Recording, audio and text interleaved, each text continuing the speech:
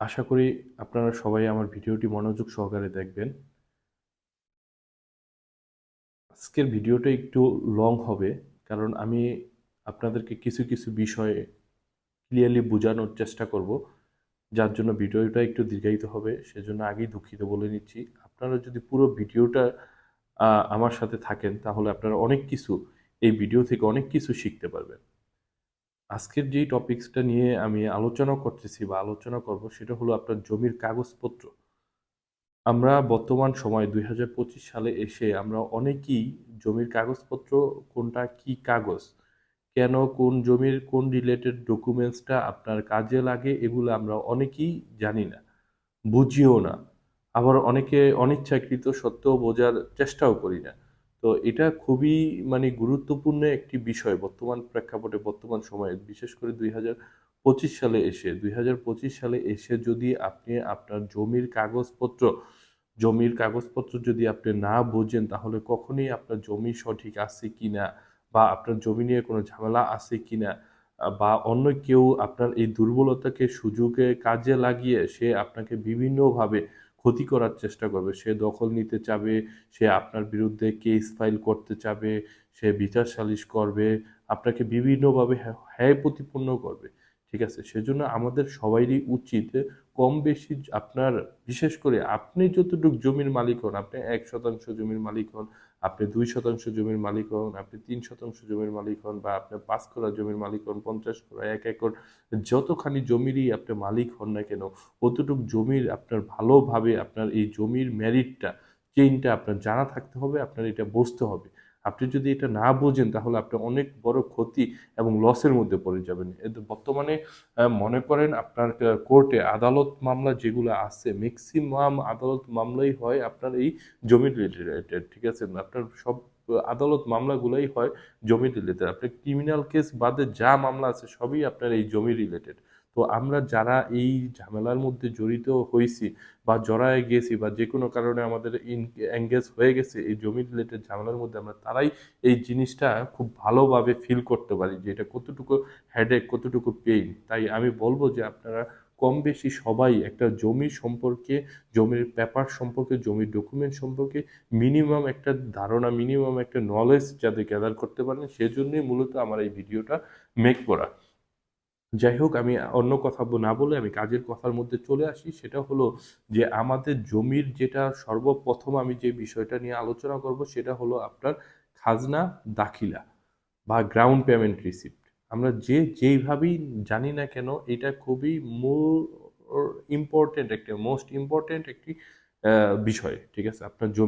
আপনার জমির মালিকানা, আপনার দখল আছে, কায়েম আছে কিনা তা প্রুফ করে শুধুমাত্র এই একটা মাত্র জিনিস, সেটা হলো খাজনা দাখিলা আর গ্রাউন্ড পেমেন্ট রিসিপ্ট, যেটাই আপনি বলেন না কেন। তো আমরা এটাকে ভূমি উন্নয়ন কর নামে বুঝি। এটা আমরা গভর্নমেন্টকে আমরা ভূমি উন্নয়ন কর দিই। আমার ভূমি যে আমি ভোগ করতেছি, এই ভূমির জন্য গভর্নমেন্টকে যে করটা দেওয়া হয়, সেটাই আপনার প্রতি বছর আমাদের বাংলা সাল অনুযায়ী আমরা খাজনা দাখিলা প্রোভাইড করে থাকি।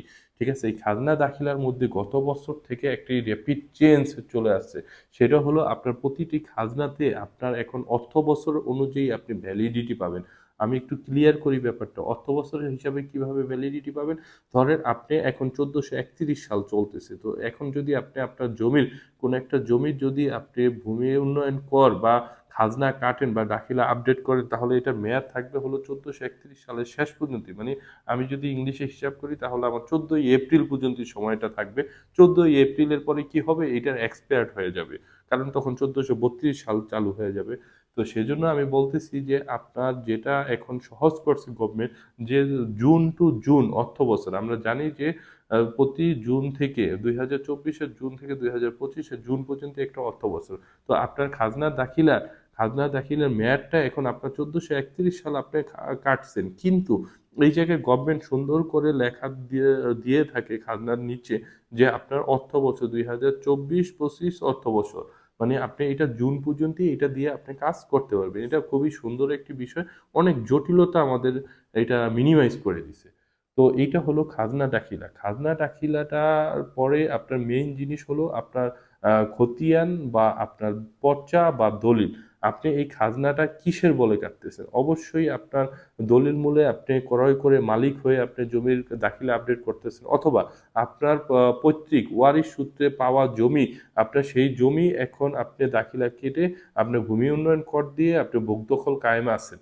ঠিক আছে? তো সেই ক্ষেত্রে দেখা গেল যে আপনার এই জমির জন্য খাজনা দাখিলা আপডেটের ক্ষেত্রে আপনার অবশ্যই পিছনে কোনো দলিল বা আপনার রেকর্ড থাকবে, বা পর্চা থাকবে। পর্চাটা আসছে এই জন্য, বা খতিয়ানটা আসছে যেমন আপনি কারো থেকে, রহিমের থেকে ধরেন আপনি জমি কিনলেন, 10 করা জমি কিনলেন।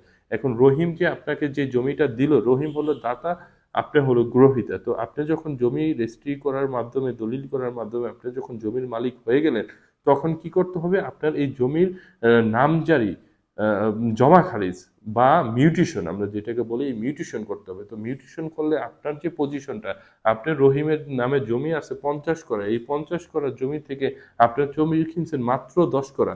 তো এই 10 করা জমি আপনি কতটুকু, কোন দাগে, কোন অংশটুকু আপনি ভোগ করবেন, কোন অংশটুকু আপনি অ্যাকচুয়াল মালিক, এইটা করার জন্য অবশ্যই আপনার মিউটেশন করা লাগবে। আর মিউটেশন করতে গেলে আপনার তখন মিউটেশন, আপনার নামজারি হলে আপনি তখন খাজনা দাখিলা কাটতে পারবেন। ঠিক আছে? আপনার মিউটেশন হবে, মিউটেশন হওয়ার পরে আপনার মিউটেশনের ডিসিআর কেটে মিউটেশন কমপ্লিট করতে হবে।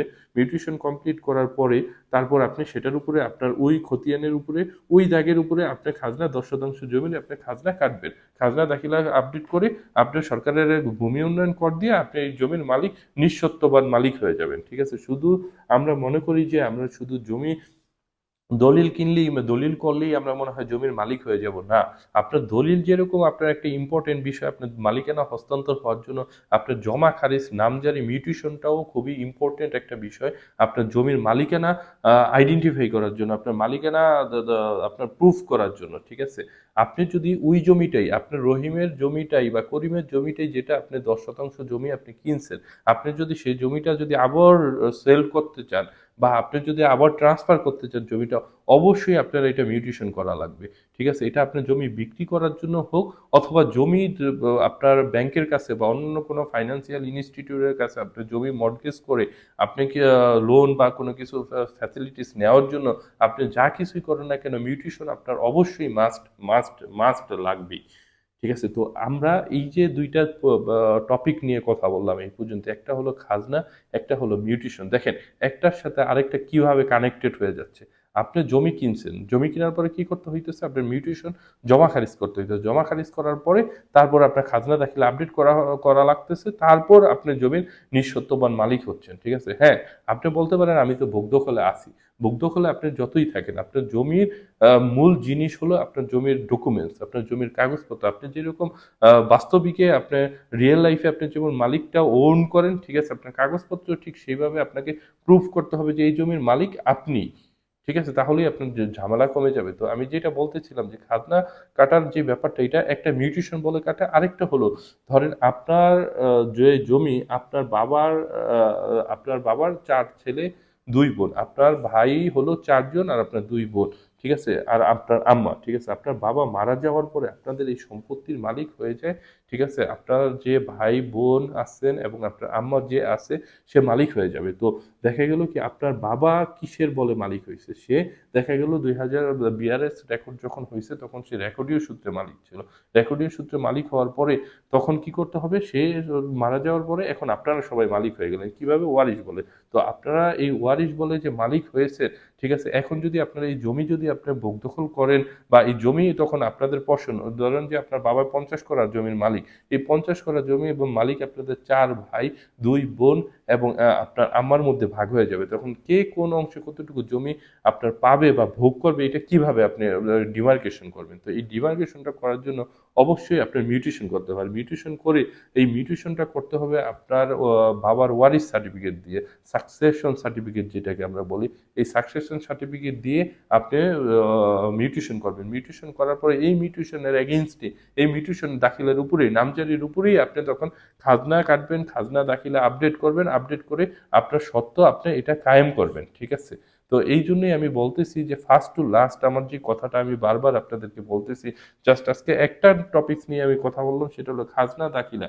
তো এই যে খাজনা দাখিলা দেখেন এটার সাথে কত কিছু রিলেটেড, এটার সাথে আপনার বাবার ওয়ারিশ সার্টিফিকেট জড়িত, এটার সাথে আপনার রেকর্ড জড়িত, এটার সাথে আপনার দলিল জড়িত, এটার সাথে অনেকগুলা বিষয় জড়ায় যাচ্ছে। তো এই জন্যই আমাদের কি কি করতে হবে, পুরা জমির চেইনটা আপনার বুঝতে হবে। এই জন্যই আমি আপনাদেরকে প্রাথমিক একটা ধারণা দেওয়ার জন্য আজকের এই ভিডিওটি সহজ করে সাবলীলভাবে বোঝানোর চেষ্টা করছি। নেক্সট টাইমে ইনশাল্লাহ আমি এইগুলার প্রত্যেকটার খাজনার উপরে, মিউটেশনের উপরে, তারপর পিট দলিল, মূল দলিল, তারপর আপনার রেকর্ড, বিআরএস, এসআর সবগুলোর উপরে আমি একটি বিষয় ভিত্তিক ধারণা দেওয়ার চেষ্টা করব।